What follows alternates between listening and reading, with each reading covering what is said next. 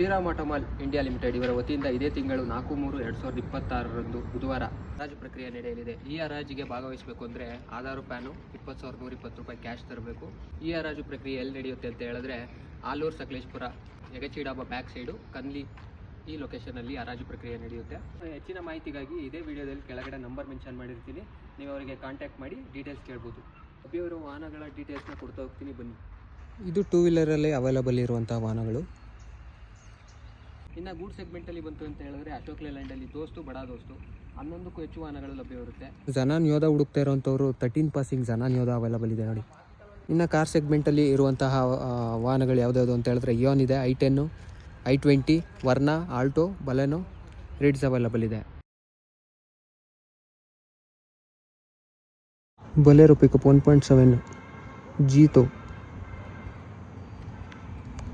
Tata Ace ಅಲ್ಲಿ Tata Ace Mega, Tata Ace HT.